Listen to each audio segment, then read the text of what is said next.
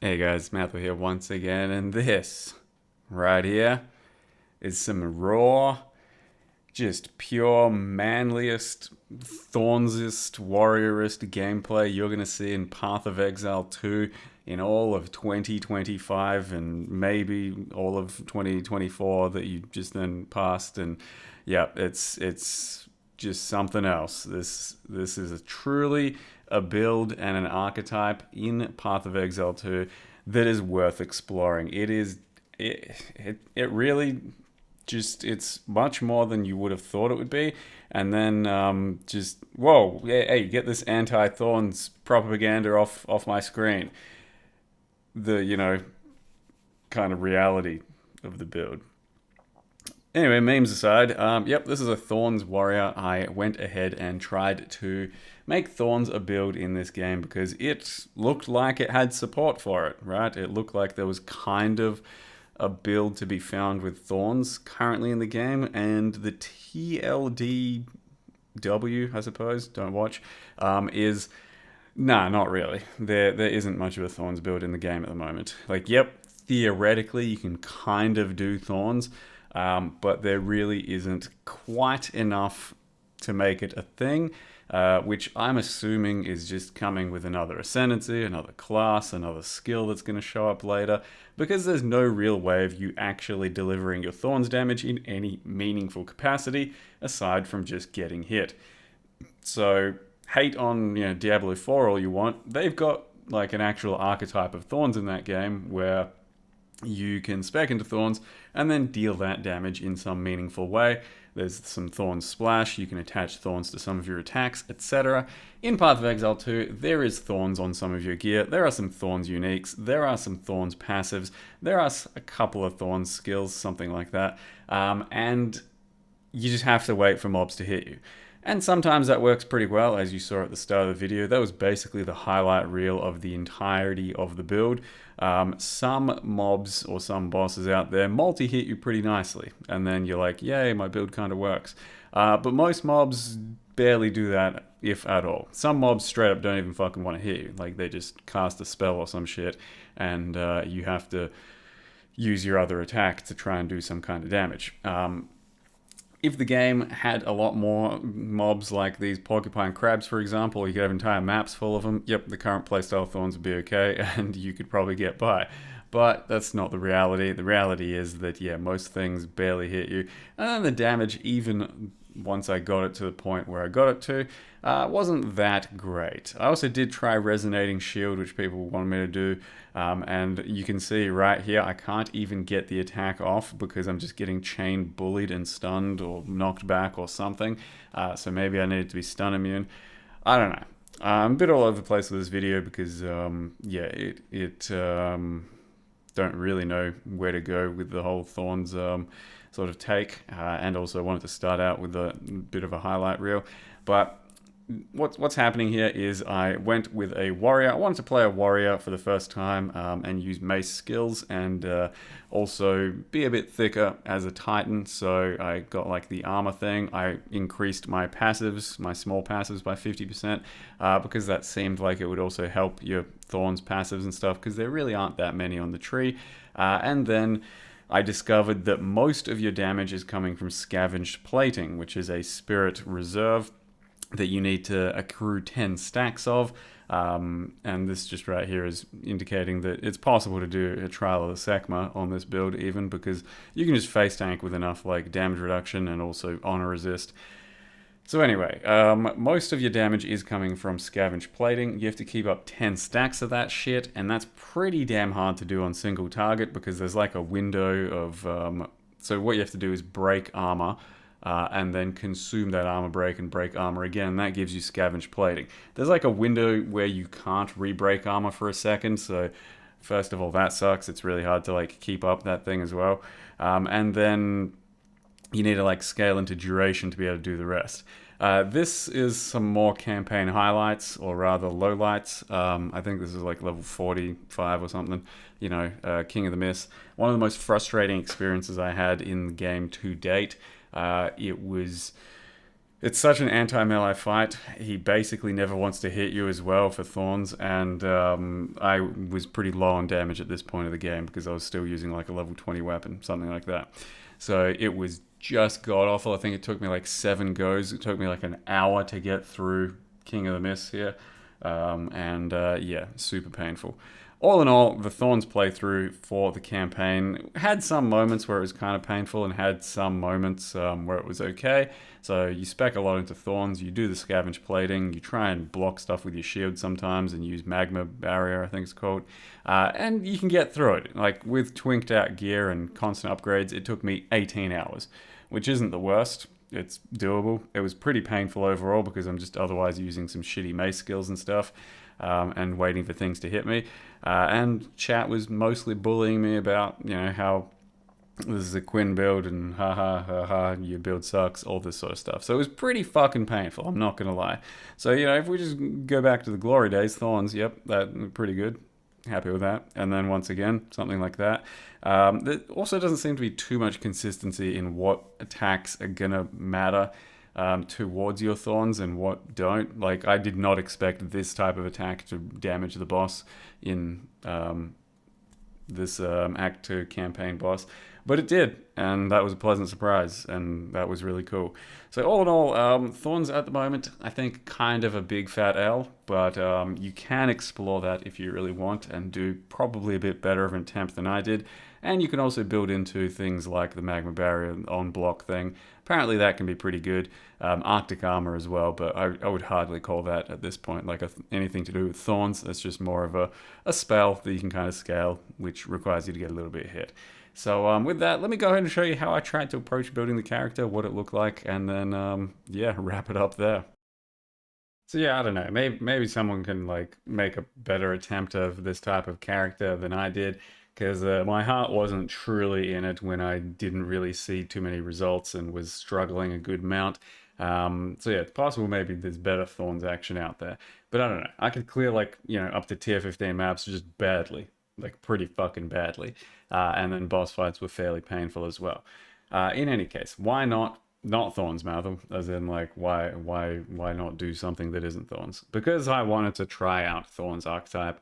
I usually like them in some games, and yeah, it seems kind of cool. And it seemed like there was support there. So level 80 Titan. I tried to cap block as well. I tried to cap all my resists. I had good amount of armor. Scavenge plating pumps that up a good amount as well.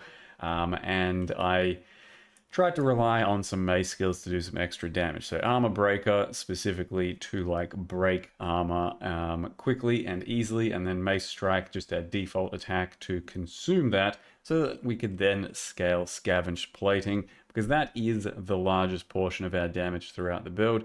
If I put that at like level 20 as well, I'd probably go up by like maybe 50% damage, something like that for Thorns, which would be pretty respectable, right? So level scaling that is pretty important, but it would require me to go another couple levels and then another 8 levels and then buy an expensive gem. This is unfortunately where most of our damage comes from in the end. I didn't realize that. I thought maybe just the thorn stuff on gear, because it's like a prefix on chest, on shield, and also on belt. That's where most of your thorns damage comes from, on your gear, and I thought that's how it kind of worked. Turns out scavenge plating has most of it, and then I had to start scaling scavenge plating, and it just doesn't really feel good because the stacks, like, they don't refresh, they're not stacked on top of each other. If they were, that'd be a lot nicer. Instead, you just start out with like 8 second duration things. You've got to increase its duration to be able to sustain it better. So I've got that. I spec some on the passive tree, and then as you can see, my current thorns value is something like that. It goes up by like 8 times or so when I have my 10 stacks. So it's pretty important. And then you're just at the mercy of enemies who try and hit you. Some enemies you don't really want to be hit by as well, especially once you get to later games. So like, when I was doing tier 12 plus map bosses and stuff, a lot of their attacks actually hit really fucking hard. And then you're just like, well, I shouldn't really be getting hit, but that's kind of how I'm supposed to, do damage. So it's a bit weird because there's no actual Thorns delivery in this game. You might think this is Thorns damage is triggered by all hits, but this thing is pretty mandatory to wear for a different reason, and that's not you applying Thorns on your hits, that's just all kinds of hits reflecting Thorns damage back to them. Because normally Thorns is just like, a melee dude runs up, hits you, Thorns damage. No, this now means that range attacks and spells that actually hit, that sort of stuff, will also be triggered by Thorns. So it's pretty mandatory to wear in the build, which is unfortunate because it's a shit level 16 hat. So this line here, I feel like should be somewhere on the passive tree instead. That's just for starters. And then if we're scaling crit, we have to wear these crit boots. Maybe it was wrong to do that because there is boots that have 100% increased Thorns damage, and maybe that's a better way of scaling. But with this, you can have your Thorns like have pretty substantial crit. The problem is that you need like global crit and crit damage for this because most of the stuff on the passive tree in our area is with attacks. So stuff like this with attack damage doesn't count towards Thorns. So currently on my tree, pretty much the only stuff that does count is we have a what like yeah, not even over there, huh? It was just this here, and with my smaller passives being boosted, we get a substantial start here. Some global sort of crit damage and all of that. Ideally, we're probably better off playing this as something else so we can get, further off onto other passive trees because we need other global crit and all that. So maybe it wasn't worth going crit. I don't know. That was my first sort of attempt and inclination at it. So we did get 50% effective passives and then 50% more equipped body armor. So that's where a lot of our armor is coming from. My passive tree tried to, in the end, be kind of hybrid, like it was block based for some extra damage, because you get like damage per chance to block. You have to scale kind of like generic damage for Thorns because attack damage obviously doesn't work. So instead, we are doing like physical damage, we're doing Thorns damage, we're doing block, and then like damage off of that block, basically. And then, yeah, you got some crit bonus here as well. So it kind of wants you to go crit, you would think. And it's a good enough start. You get a decent amount of crit damage, decent amount of crit. Still, I think it could go a lot higher. Maybe I just didn't do it well enough. We've got crit damage on gloves, crit and crit damage on amulet. But that's about it. Pretty much nothing on your weapon applies to your Thorns, so I just tried to get a really good weapon for my own hit damage, and then I was using like Armor Breaker for some damage, Mace Strike for some damage. I didn't really like almost any of the Mace skills for what it's worth. I tried to make Sunder do things off of the Armor Break, but it didn't feel like it hit very hard. And also Hammer of the Gods, just as like an additional kind of bleed thing sometimes. Yeah, it'd be okay sometimes if it crits and bleed, but it's pretty jank. And then of course Perfect Strike, I was using that sometimes as well for like the big kind of ignite thing, but I wasn't really spec'd very much for it, so it wasn't going to do very much damage. So yeah, that's basically it. This isn't something I'm going to recommend anyone really copies. So I don't know how much information we need to really show out there. I was using Jewels with Thorns and Skill Effect Duration because I absolutely needed Skill Effect Duration for this entire sort of scavenge plating thing.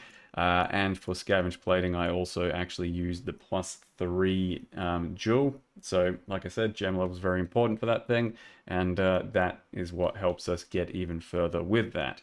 Attached to that, I had persistence, cannibalism, and vitality. I guess I'll go over the gems real quick. So my Mace Strike was my like default attack that was doing most of my damage for single target when things weren't dying to themselves. Close combat, exploit weakness, heft, and brutality. Armor breaker, what I was using for armor break. Armor explosion, martial tempo, demolisher. Perfect strike, I tried to make it do some kind of ignite and stuff with searing flame, primal armament, window of opportunity. Hammer of the Gods has lacerate, fist of war, heavy swing, scavenge plating was, yep, already showed those.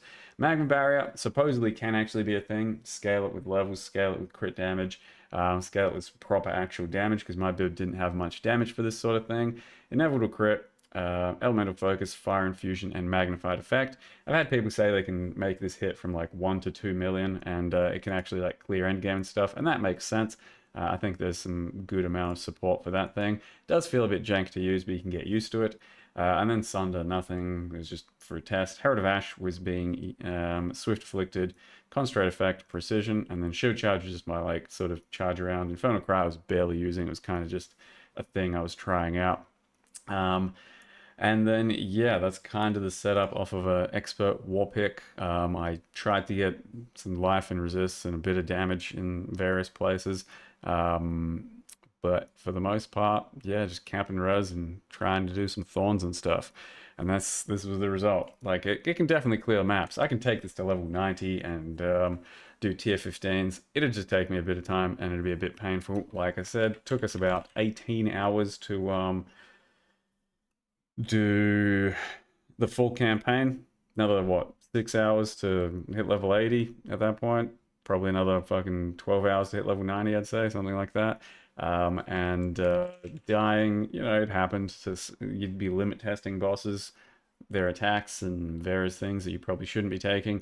Throughout the campaign, maybe like 10 to 15 deaths or something, and then after maps and some ultimatum. I think sending my first ultimatum took me like 5 goes, something like that.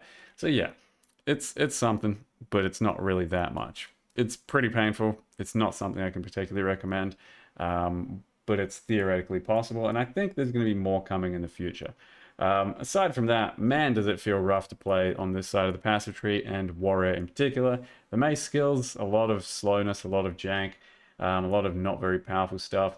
And then even mana costs are super fucking frustrating. Like, by the point of my character where I was, ready to put it down, some mana costs were just terrible. Like I tried to link up Sunder, and it was pretty much the full cost of my mana bar.